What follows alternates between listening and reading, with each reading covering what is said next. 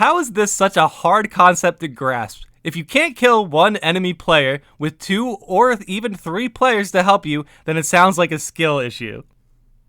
Typical mental gymnastics. A significant part of the problem is that being invaded experience is especially bad for people who are doing one playthrough and just want to have a co-op Souls experience. And the majority of invaders we see are vastly overpowered in skill, game knowledge, and series knowledge. Oh my god, bro. Imagine coping this bad because you're just simply not better at somebody than at a video game. At a video game. That is a significant part of the problem is that there's players who are better than me at this game. It's not really challenging for me to walk into my local arcade to find that Street Fighter machine is being monopolized by IDOM and Hurricane, who I assume are really good at Street Fighter or something. No one is going to learn anything, no one is going to be challenged, and no one is going to actually have fun unless those regional champions are getting their jollies from beating up newbies? What? Wait, first of all, no one is going to learn anything by watching, literally, I assume, some of the best Street Fighter players? What? Stop it. Stop it. Get some help, man. Like, jeez, that's not even like... This just doesn't work. That doesn't make sense. No one is going to be challenged. They're literally the best. What are you talking about? What are you talking about? Who is this guy? How does this have even 13 upvotes? No one's going to be challenged. I don't know. Maybe you should just go up there and challenge them. Hey, IDOM, I heard you're the best Street Fighter player in the world. I'm going to challenge you in Street Fighter and see what I can learn. That's literally how that would work out in reality, yet this guy's like, no one's going to learn anything by watching the best players play the game. What? Oh, I love this. I love this. PvPers will twist themselves in knots to insist that they're a necessary balance to the game. But they aren't. The game's just fine without them, and that's a hard idea for them to accept, I guess. Yeah, the game's okay without us. Is it Game of the Year? Does it provide the tension that the Souls series and by the way, to insist that they're a necessary balance to the game? Well, Miyazaki seems to insist that because that's how he implemented the mechanic. So that's interesting. So maybe the game's not just fine without us. If you consider that the guy who made the game implemented a mechanic to help balance the co-op aspect. Because look, man, if you summon a co-op guy, the game's automatically easier. I don't want to hear anything about a health boost. Because as long as the mobs still have the same moveset, their movesets aren't built for multiplayer. So that's why invaders come in and, try to flesh out the multiplayer aspect. It's not supposed to just be easy. It's not supposed to be an easy game. There are certain points in the game where you can do like spirit summons that make it easier. But they implemented that stuff. There's no reason to be like the game's just fine without invaders. It's like, that's kind of just your opinion, man. And your opinion is less of a priority than Miyazaki's, who, I guess Miyazaki twists himself into a knot to insist that they're a necessary balance to the game. Like, yeah, man, good luck with that. Put a big toggle right in the main settings menu. Do you want to be invaded? Yes or no? That toggle affects no gameplay other than invasions. If I don't want invasions, I still get to co-op and I can use whatever great runes I want. And you still don't get to invade me because you don't get to tell anyone else how I play the game. Because you don't get to tell anyone else how to play the game. That's interesting because you're literally telling Miyazaki how to play the game. You're literally telling Miyazaki, hey, Miyazaki, man, I don't like how you made your game. So you should make the game tailored towards me. That's exactly the way we should go about this. You want to fight me when the numbers are fair? By all means, but I'm trying to introduce my friend to a game We can spend more time together. Why do I also have to go through hoops assuring that him auto dying against someone not only vastly more skilled than him, but with effectively 16 times the amount of wait, what? 16 times the bro. These players just self-reported that they don't level vigor.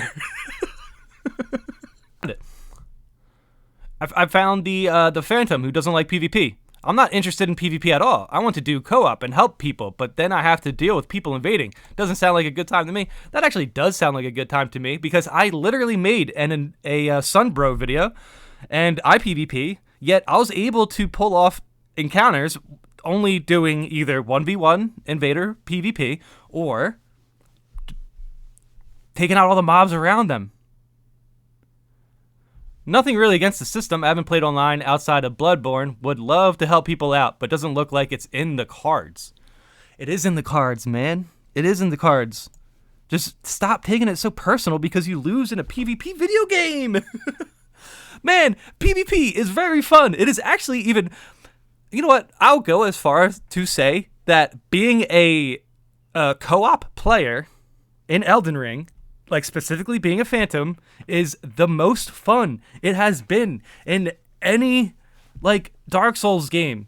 Normally, being a Phantom's kind of boring. Like legit, like the game is just super easy, and if you don't get an invader, which in those old games it wouldn't be guaranteed because I feel like in Dark Souls games there are like invasion hotspots. In Elden Ring, everything's like a hotspot, or at least it can be if you're co-oping.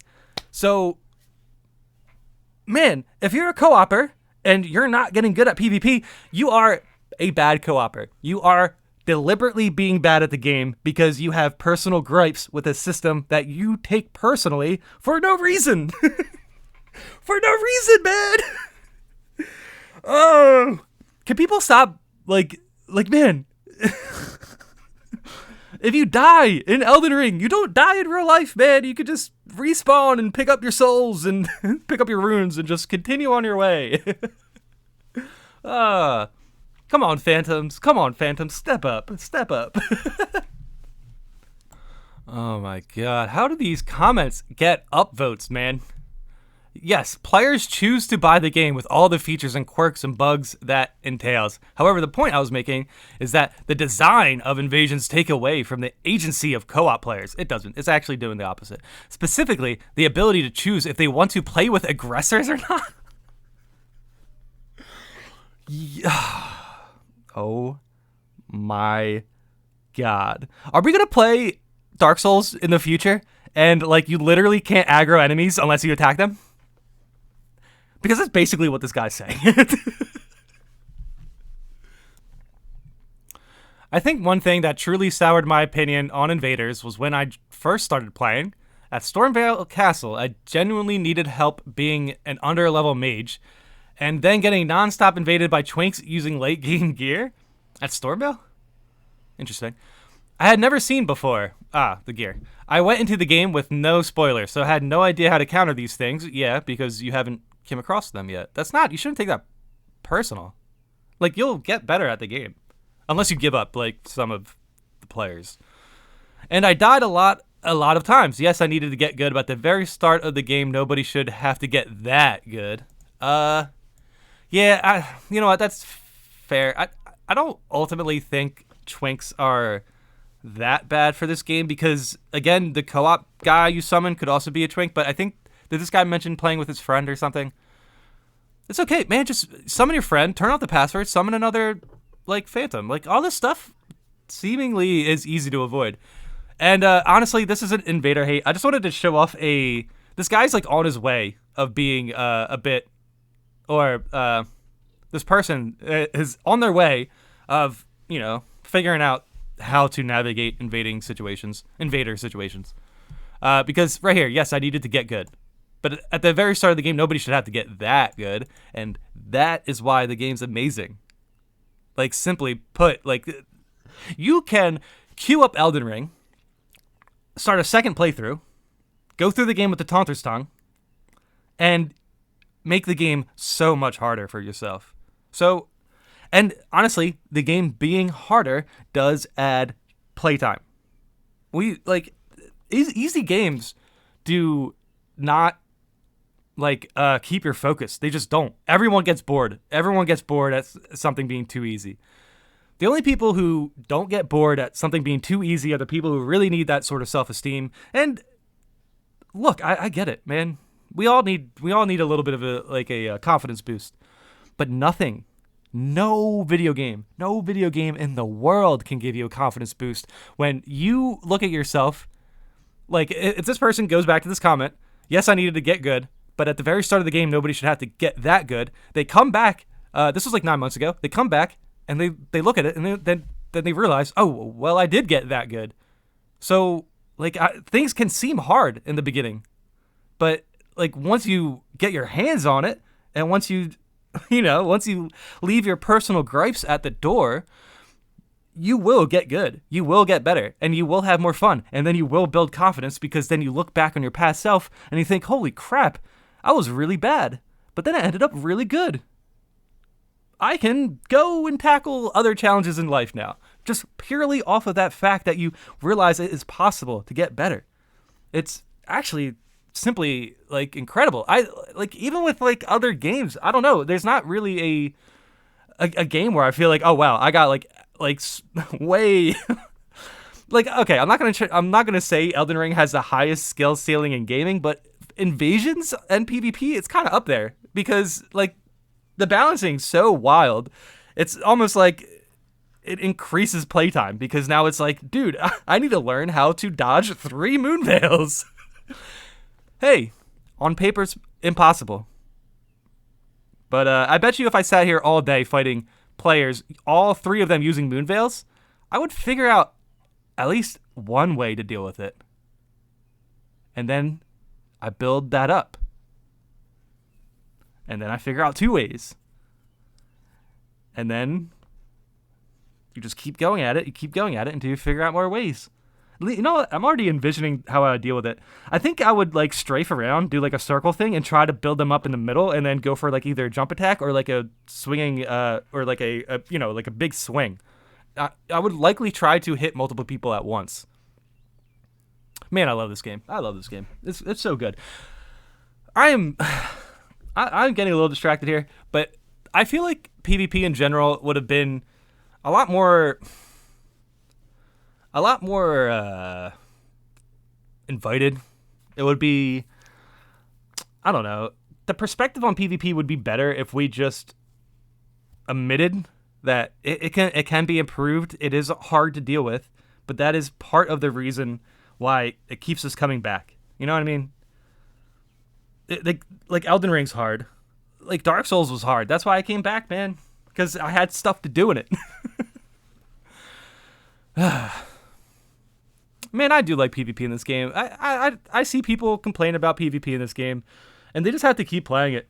They really do have to keep playing it, because I get frustrated, and I'll say some like wild things like, "Oh, this game isn't even good," and then I calm down, and then I play PvP again, and then I have fun.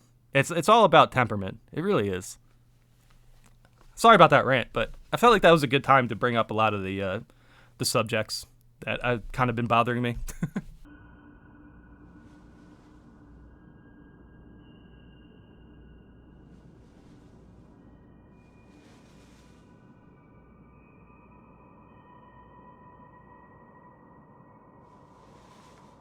Well then, shall we?